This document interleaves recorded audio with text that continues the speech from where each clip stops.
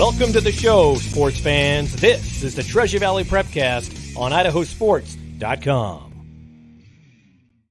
That's right. Welcome in. It is another edition of the Treasure Valley Prepcast on IdahoSports.com, presented by No Vape, Idaho Public Television's campaign to raise awareness about the dangers of youth vaping. Be smart. Don't start. We are here to talk the biggest stories from District 3, the Treasure Valley, week in, week out. My name is Brandon Baney. We are joined by our Treasure Valley expert, and with a little extra tint of red today, it's Logan Green. What's up, LG? Gosh, I didn't. Did I wear my all NC State stuff today? That's weird. That's so weird. Oh, do I have my trusty glass bottle from 1983 just sitting here reminding me that times are good again? Oh yeah. Do I have my little Wolfpack cow here sitting with me just smiling? Yeah, I do. All of Wolfpack Nation smiles as we win our first ACC championship in my life. Literally, my entire life, I've been waiting for this moment. My championship t-shirts are not here yet, but I bought just about every one that was out there. I bought them in multiple sizes in case I get fatter or skinnier. I bought multiple in the same size in case I rip one. I am, or gets dirty when kid throws up on it. I've got all my bases covered because it might be another 37 years before that happens again. So I'm making sure. But yeah, so that's my, personal fandom coming out right here. I've been a fan like my entire life. I had to watch all my friends growing up because I grew up in Durham, right where Duke is. And all my friends growing up with their champs t-shirts every other year, Duke and Carolina, and finally broke through. And man, it was awesome. And to do it against UNC, it just tastes so much better. Yeah. So for those that aren't aware, Logan is a huge North Carolina State University diehard fan in all sports, the NC State Wolfpack. And of course, the men's basketball, the women's basketball team from NC State is awesome. They, they've been great for years. They are the standard. Yes. The men's team wishes they were the women's team. Yes. Yes. So the men's basketball team basically went into the ACC tournament last week knowing that, hey, we got to run the table and win this thing just to get to the NCAA tournament. Otherwise, they weren't going to make it as an at-large team. And sure enough, they were the 10 seed, right? Or the 11. They're an 11. Yeah. 11 seed. Okay. They were the 11 seed. They took out Duke and Virginia and North Carolina on basically back-to-back nights to get it done. If you look at it, there are 5 teams in the ACC that have won a national championship since 2000, right? And those were the 5 teams we knocked out on the road, right? Louisville's really bad recently, but knocked them out. Syracuse took them out. Duke took them out. Virginia took them out, and then Carolina. So those are all 5 programs that have won national championships over the last 20-ish years, right? And just got knocked out as we went along. So it was great. It was great. I'm still gloating about it. Anybody that talks to me for the next month is going to hear about it. And I've had lots of my Carolina friends, say stuff like, "Whoa, congrats on your Super Bowl. You're not going to win anything in the tournament." And I'm like, I'm good with that. I don't care. I got this. Doesn't matter to me. If it comes there. But hey, I do not care. I got this. I'm going to wear my champion t-shirt that you don't have, and we're going to be the reigning champs for a full year. I'm good. So now, do I hope we beat Texas Tech tomorrow? Heck yeah. We'll see what happens there. I don't. That's a tough team. Anybody from the Big 12 is really good, but anyway, yeah. Nobody needs to hear more of Logan Green's NC State rants, but you never know. Kimball Walker and UConn won 5 games in 5 days in their conference tournament a couple years ago, and they won the national championship. So I will say, and again, we're not here to break down the bracket for March Madness, but there is a lot of opportunity for NC State. I'll put it that way. Texas Tech, good defense, struggled to score. You look at potentially Kentucky in the next round. Yeah. Kentucky, no problem scoring, but they also are like a sieve defensively, so they give up a lot of points. You're looking at maybe Marquette. They're banged up and injured, might be missing their best player, or at least have him at less than 100%, Tyler Kolek. And the same thing with Houston. At the top of the bracket, Houston has lost 3 significant players to season-ending injuries. Duke is probably the team that you look at and go, they're probably the most complete and play well on both sides of the ball and are relatively healthy. And NC State just beat Duke. So I'm not saying it's going to happen. I'm just saying, opportunity. Yeah, it's it's there. It's what NC State is on a magical run, and Houston is a number 1 seed. Where have I seen this before? This is weird. Has this occurred before? Oh yes, it has. But yeah, no, this is regardless. This is the best 2 days I think of the year, right? Best 2 weekdays of the year. This tomorrow and Friday, when the first and second, the first rounds of the tournament. Those are my favorite. It is so much fun. It's so fun because somebody always gets beat. It happens every time. And you look at all the experts, and that's where we make our picks, right? For the tournaments and for games every week. And we are not right all the time. And you, Brandon, are in it more than anybody, right? And you miss games and I miss games and everybody misses games, right? And these experts go out and they make their picks and they've got all these 1 seeds in the finals.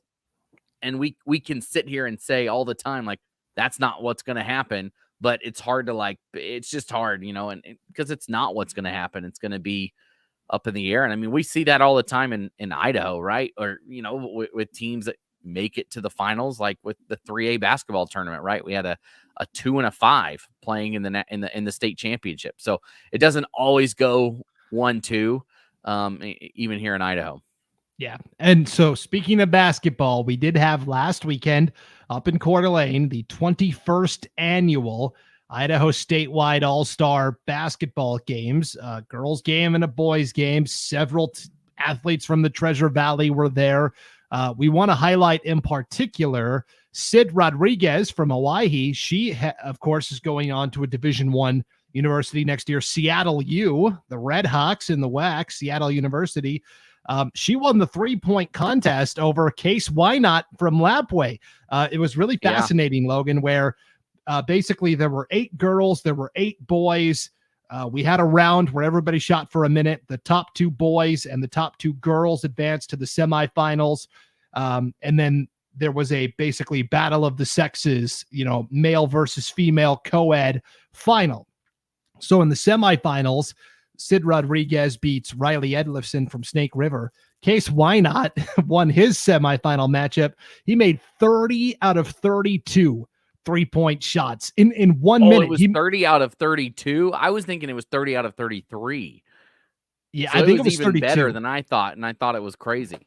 Yeah, and he made his first 17, and he was just gassed for the final round.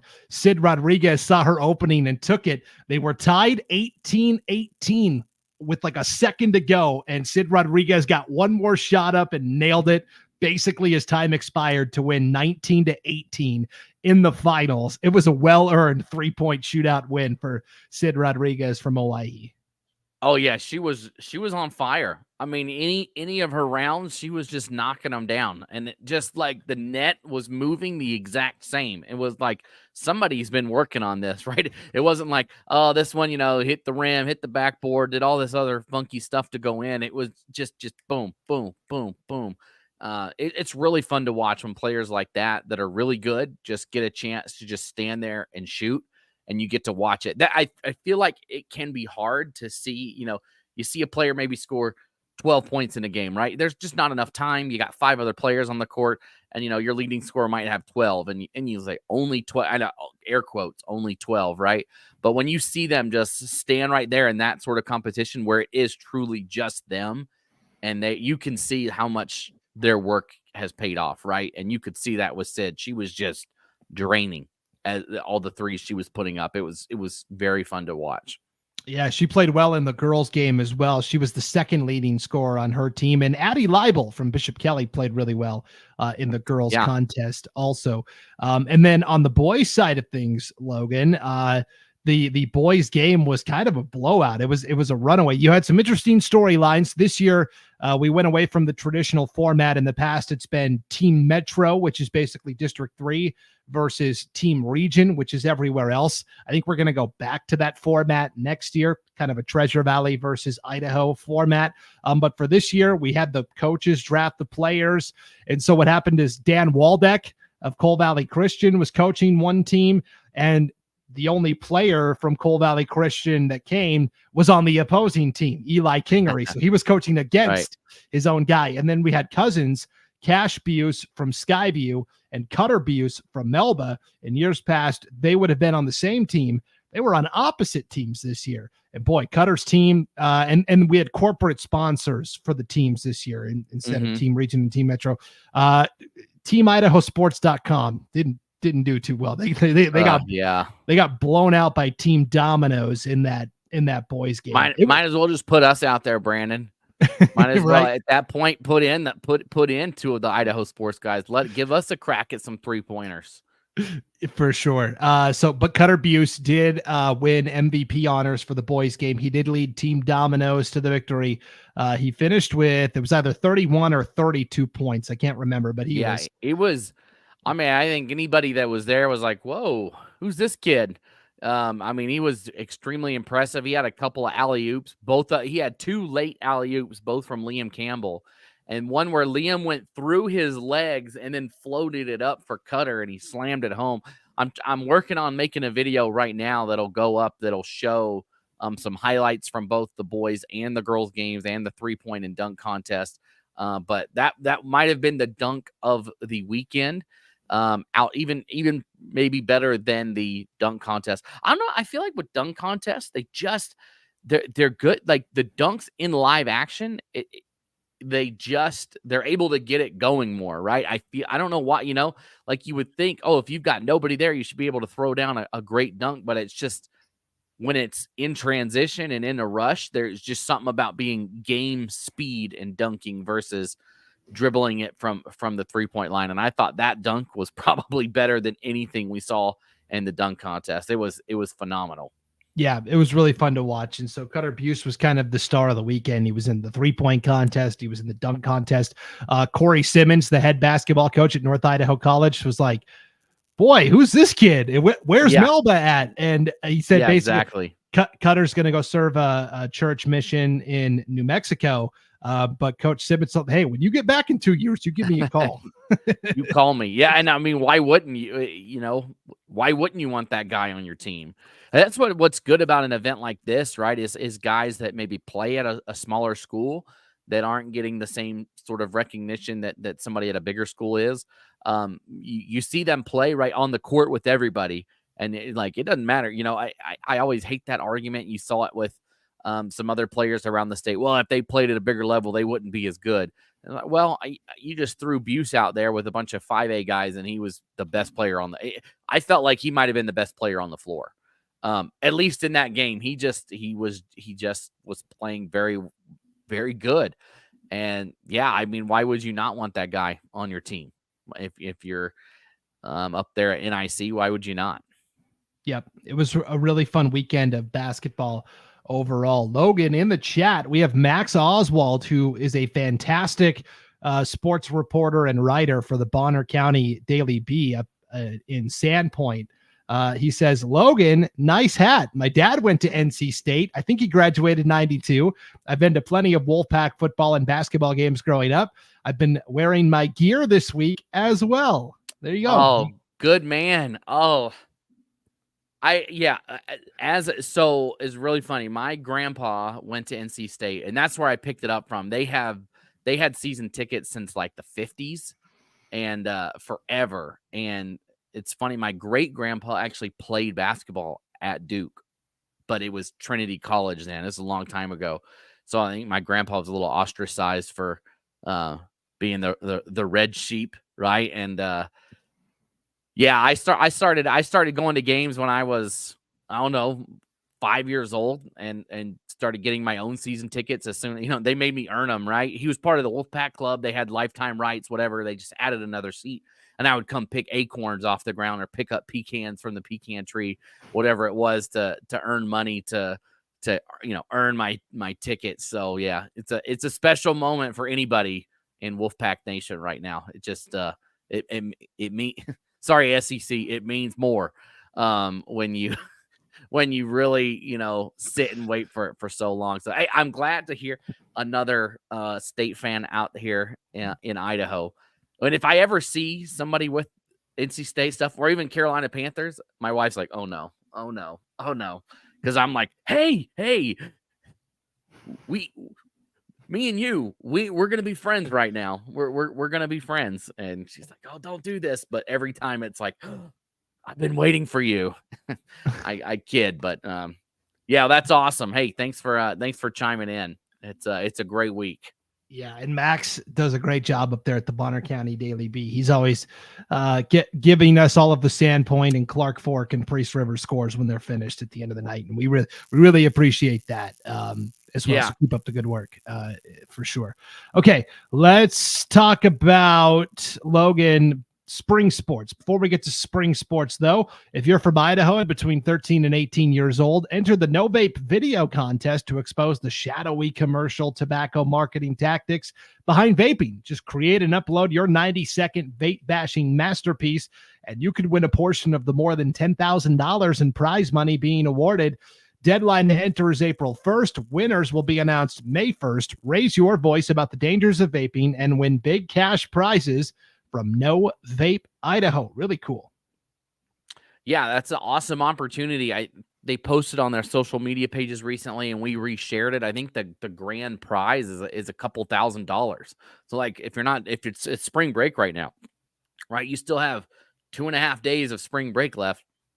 If you're not doing anything, you might as well go out and try and make a video and win some money, right? And what else you got going on, right? If you're not, I'm sure there's kids out there traveling. Like we've got some baseball teams we'll talk about that are on the road for spring break. But yeah, if you're at home or not, even you got 2 more weeks to get that done. Would love to see you enter that contest from No Vape. Yep, for sure. Okay, Logan, spring sports breakdown. But first, the bromance continues. Max says he's also a Panthers fan. Oh, yes. Carolina Panthers. Max, you're the man. Anytime. Oops, my Joe Vandal. I got my Panthers helmet right here. I got this is what else do you want? I got more. I got more stuff I can pull down. But he's a great man, Max. You know that this is a man of honor, that this is a man of much respect when he likes NC State and he likes the Panthers. Anything he's done in life can be forgiven because of those 2 choices, to be a State and a Panthers fan. It's a rough life. You guys, it was really funny. Paul was, I was watching that NC State Virginia game at the I was watching it on my iPad while everybody else was working on Friday night at NIC getting everything ready. And Paul said something like, "Are you going to be able to handle it when they lose?" And I'm like, my whole life has been this. It's no big deal for me. But then we obviously pulled it out. So, yeah. Anyways, I feel like Next, let's hang out sometime. Let's hang out sometime and yeah. I feel like game, whatever. Yeah. I feel like I'm on one of those infomercials, Logan. But wait, there's more. Do you like go Hurricanes? Yes. I have tons of Hurricanes gear. Oh, Carolina Hurricanes hockey. That's in January. I went back and I took my son to a Hurricanes game and a Panthers game. It was great. And in NC State, we hit all 3. We watched them beat Virginia. We watched the Hurricanes lose, and of course the Panthers lost. But the Hurricanes are rolling right now too. So it's really funny at the Hurricanes game. I'm sorry, this is derailing, Brandon. You shouldn't have put this up. At the Hurricanes game the other night, the crowd was chanting Wolf and Pack at the Hurricanes game as they were beating Duke in the ACC tournament. It's great. It was great. Yeah. Anyways, here's a non-North Carolina sports comment from Roberto Clemente. Not that Roberto Clemente. What? He's different. Here? Right. He says, looking forward to your product. I think he's talking about all the social media highlights you're going to cut up, Logan. His granddaughter is Sid Rodriguez on fire, Oh, the yeah. 3-point champion. Congratulations. That was such a cool moment for her, for sure. Oh, yeah. So. No, it was awesome. Like, it really was. She was the best one out there. We also have a really fun clip of her. We played a game called Where in Idaho, where we took a little whiteboard and we drew the state of Idaho, and we grabbed Kennedy Kirk from Deary to start. And so we went and we started with Sid, and we're like, all right, Sid, on this map of Idaho, I want you to put a dot where Deary is. And she comes out, and I've got the video. I'll put them all together, but she like drew it like over in like Ashton or Driggs area over there, and Kennedy started laughing. She's like, "No, I'm going to erase it." We're like, "No, you can't do that. That's your final answer." That was a really fun game to play.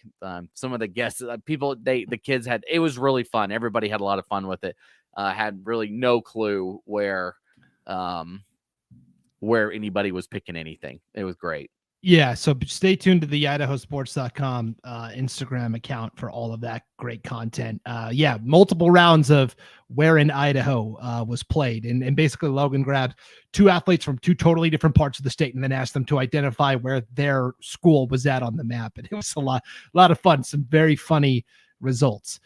Speaking of results, the Homedale baseball team, Logan, all they are doing is delivering results. They are 5-0 on the season, 1-0 in conference play. We'll get to the conference game they had last night in just a second. But first game of the year. It's a doubleheader with Filer.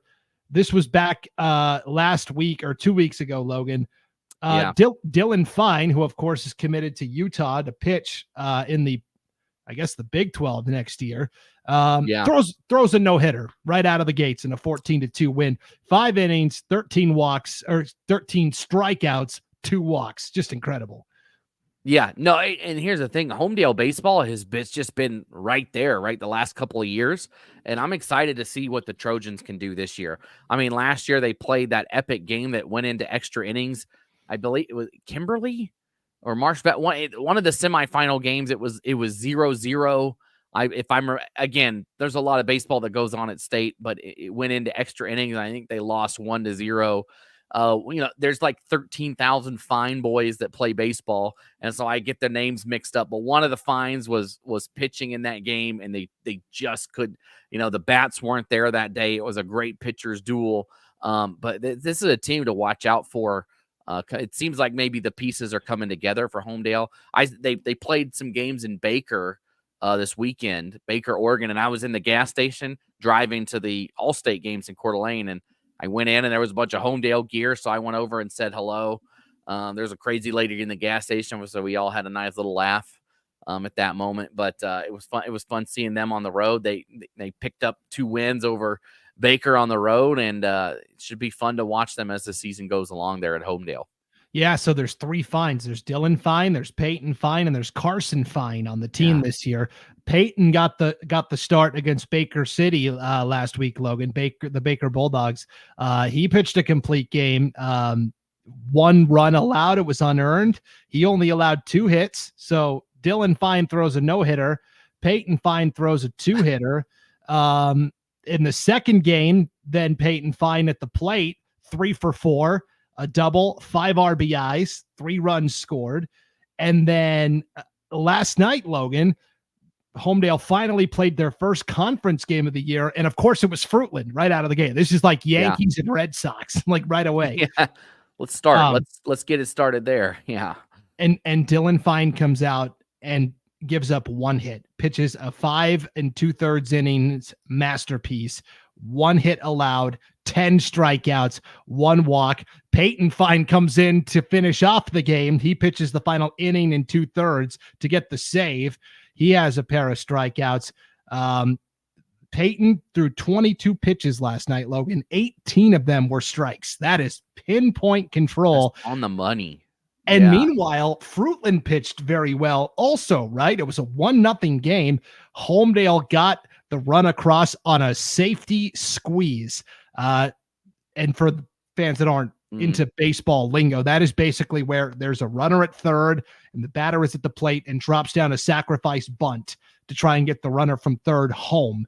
Xavier Uranga laid down the safety squeeze. Dylan Fine came in to score. 1-0 win for Homedale. They're 5-0 overall. They're 1-0 in the conference. I can't wait for the rematch, Logan. It's going to come April 15th in Homedale. Can't wait. Yeah, that's going to be, great, right? You think this league is loaded, right? I mean, like I said, last year Homedale fell in 8 innings to Marsh Valley 1-0 in the semifinals, and then they lost to Sugar Salem 11-10 in the third place game. So they were right there. Fruitland won the consolation trophy. So this is a league that was a couple of runs away from potentially being in or winning a state championship. I mean, Marsh Valley went on to win the state championship. What could have been for Homedale, right, if they had done that there? This is a Fruitland team that's super young, right? We saw them at state a couple of years ago as they made a run to the state championship. They ended up falling to Marsh Valley in that state championship. But Brandon, how many freshmen played for Fruitland, that year, 2 years ago, right? These are two teams that are just going to be right back in the thick of things again at the state tournament this year. I expect to see them right back in there playing for some trophies in a couple of weeks. Yep, it's going to be really fun to watch. Another baseball, Logan. Bishop Kelly played Kuna last night in a non-conference game. It was tied 4-4 going into the 7th and final inning. And really, Kuna had rallied. Bishop Kelly led 3-1, but Kuna scored 2 runs in the 5th, 1 run in the 6th to tie it up. We're tied at 4. BK gets the run in the bottom of the 7th to walk it off. A 5-4 win there for the Knights. Young sophomore, Cy Wong. He goes 2 for 3 with 2 doubles, 2 RBIs, and was kind of the big stick at the plate for Bishop Kelly in the win. The Knights are 4-2. They have a loss to Eagle and a loss to Minico. They also beat Minico. So again, in 4A baseball, it's Bishop Kelly and it's Columbia. Those two have been battling for years, I feel like. How about Columbia? They started off the season right now. They're 5-0, and all 5 of those wins are against 5A teams. Like, that's a heck of a way to start your season, right? They have a big matchup tonight, Wednesday night, against Owyhee. Owyhee, of course, has gone back-to-back at the 5. Sorry, I've got a angry 4-year-old they can probably hear in the background. But how about that for them, right? Chance to be 6-0, right, coming into it. That would be awesome for Columbia. Yeah, that would be awesome for sure. And you mentioned all playing some 5A teams. Middleton off to a 5-1 start in baseball action. Their lone loss came by a single run to Rocky Mountain, 3-2. Otherwise, they've beaten Kuna, they've beaten Skyview, and right now, Logan, they're at the Greenway Festival. This is hosted by Greenway High School in Phoenix, Arizona. They are playing a slew of Arizona teams, and so far, they're 5-0 against the state of Arizona. They are 4-0. They've beaten Moon Valley, Kellis, Dysart, and Paradise Valley. They still have 3 more games coming up against Thunderbird, Cactus, and Agua Fria High School. Can they run the table and go 7-0 in Arizona? That would be awesome. Again, we talked about this before. We're not sure where do these teams compare, right, to what they're playing in the SIC or what, other teams in the state of Idaho. But anytime you can go to another state, it's great for Idaho, I think, right? And you can show, we've seen it in basketball, right, where we've had teams go to tournaments and just run the table and dominate, and would love to see it again right here from Middleton if they can go down there and sweep it. I had some of the Middleton baseball players come knock on my door and ask for doing a raffle for something. I guess I didn't win. I entered the raffle, but those some tough kids out there going door to door for that. But yeah, good luck to them down there for the final couple of games and bring it home for the state of Idaho. Yeah, we'll see. I will say Arizona baseball, these kids have been playing baseball for months now, right? Because the weather down there is a little different. So just the fact that they've been able to get wins this early on in their season for Middleton, I think is a pretty encouraging sign for sure. And then softball action, Logan, a highlight from last night. Weiser and Nampa Christian met up in a non-conference affair. It was tied 6-all. It was actually tied 5-all going into the bottom of the 6th Weiser gets a run across to take a 6-5 lead. Nampa Christian answers in the 7th and final inning. Top of the 7th, they push a run across to send the game to extra innings, tied at 6-all. It went 9 innings, Logan. That is extra innings here in Idaho. It's regular for the big leagues, but 9 innings. Weiser gets a run across in the bottom of the 9th to win 7-6. Leading the way, it was really a balanced team effort. Trista Buescher, Jessica Waite, Mordhorst, and Jordan Campbell all finished with an RBI in the victory for Weiser. And for Nampa Christian, they have an 8th grader playing on their team this year, Logan, just to have enough bodies. So Peyton Shook, who's a sophomore, drove in 2, and then Miranda Van Vliet drove in 2 as well. Wow. And that's a Mordhorst for Weiser. There was a Mordhorst that played for Fruitland a couple years ago, or maybe still plays for Fruitland. I wonder if they're not that far apart, and that's not that common a name. I'm sure there's some sort of relation there, but Weiser, I feel like in softball has been right there, because the last 2 years I've done the 3A baseball tournament, which is always hosted by Weiser, and always the people in the booth are like trying to follow softball at the same time.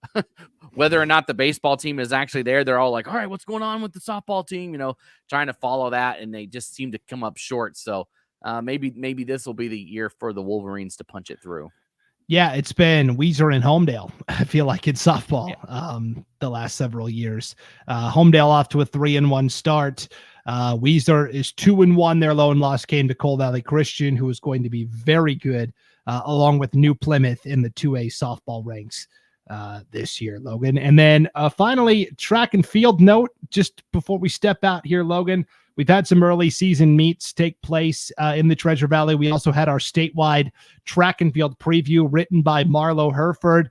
Hey, in the spring, Logan, Tuesdays are for track and field on IdahoSports.com. Marlo's going to check in every Tuesday kind of with her notebook, her track and field notebook of all the latest happenings from around the state.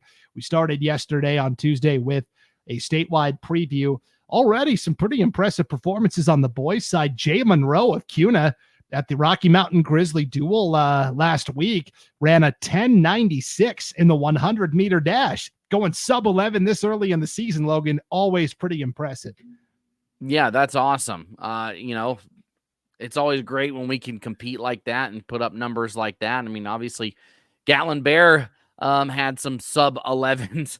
He's a little bit different guy there, but, that's a great job there by Kuna and being able to get that done. And for him, and to start off early, right? Sometimes you see players, athletes, is that what you call track and field? But you see the athletes improve on those times as the year goes along. So it'll be interesting to watch that, right? You've already got that great time and how that will change as we come down the stretch. And then I did want to give a shout out as well to one of the best throwers in the state, also from the Treasure Valley, Logan, Kai Twaddle Dunham from Centennial. He's already uncorked a throw of 186 feet, 11 inches in the discus. That is big league also. Man, awesome. Again, so early in the season too. Excited to see where everything ends when it's all said and done. Yeah, I was trying to look up last year the winning throw at the 5A state meet. I don't think I'm going to get it in time here, but here we go. Official results. This is thrilling podcasting here. Yeah, discus. Kai Twaddle Dunham's top throw last year, Logan, was 170 feet. So he's already beaten his state champion. What was the new one? 186. 11. That's a PR for him. So 186 was what he threw this year. And then what was the state champ throw last year? So last year, Kai lost by 8 inches to James White of Lewiston, who's now playing football for the University of Idaho. He threw it last year 170 feet. So he's already thrown it 16 feet further this year in his first meet than he did at state last year. So, and that would have beaten the state. That would have won state, right? Yes. That's awesome. Wow, that's an improvement right there. That's always fun to see, right? When you can literally, it's so easy for athletes in track and field and cross country, things like this, to see results, right? hey, all my hard work paid off. Sometimes in football or baseball, whatever, your hard work might be met by a pitcher who worked even harder, right? And the pitcher strikes you out right after all that work you put in the cage, or you're a quarterback and all the work you put in. Well, that defensive line on the opposite side was a lot better, and they kept putting me on my back. There was nothing I could do. But in a sport like that, where it is you, right? And you just not only beat your record from last year, but beat the state championship throw. I think you can look at that and say, man, look how far I've come. And so that's awesome. That must be a great feeling. That's awesome. Yep. Pretty spectacular for sure. So way to go. And again, we'll keep an eye on the track and field leaderboard as the season progresses and all the latest spring sports happenings. If there's a big story going on in the Treasure Valley, we do have some golf action. We've got tennis as well. If there's something you want us to talk about on the Prepcast, all you have to do is email either one of us, Brandon at IdahoSports.com or Logan at IdahoSports.com. We'd love to get those Treasure Valley District 3 stories out there. Yeah. Sure. Yeah. And again, it's just sometimes they're so hard to find. And we do try to keep on top of it as much as possible. But if you've got one that needs to be told, a story that needs to come to light, like Brandon said, just pass it along. We'd love to discuss it. Yep, for sure. All right. Well, we're back in the saddle. Spring sports off and running. Logan, of course, this week, 2 big spring break tournaments. The Bucks Bags tournament, of course, taking place. Yep. Boise, Bora, Capital, Timberline. It's hosted by, 6 different schools. There's going to be over 40 teams. And then there's a second spring break tournament hosted by Rocky Mountain. And that's kind of like an exclusive 5A only. It's like Lewiston and Highland and Rocky Mountain and Hawaii. And that'll be a fun tournament as well. And then the annual WTP, the Win the Pitch Spring Break Classic for softball. So this is the weekend. If you're a baseball or softball fan, there's going to be plenty of teams in the Treasure Valley competing this weekend. Yeah, hopefully the weather stays like it is, because, man, it is awesome. I think it's sunny and 70 today. Hopefully, I think it's supposed to roughly be the same. Anybody that's playing baseball this week or softball, track, whatever it is, or if you're on spring break, it's a great week. It's a great week for sports in Idaho. Yep, for sure. All right. And a great week for NC State to go to the Sweet 16. Oh, I had to throw that in there. We'll find out. March Madness starts tomorrow, of course. I almost said right here on IdahoSports.com, but that is not. I wish. That would be awesome. Oh, that is not Maybe happening. We'll get called up to the big leagues one day, Brandon. Right? For sure. Okay, well, thanks for tuning into the Treasure Valley Prepcast, everybody. Enjoy the competition this week/weekend. For Logan Green, I'm Brandon Baney, and we will see you next time on IdahoSports.com.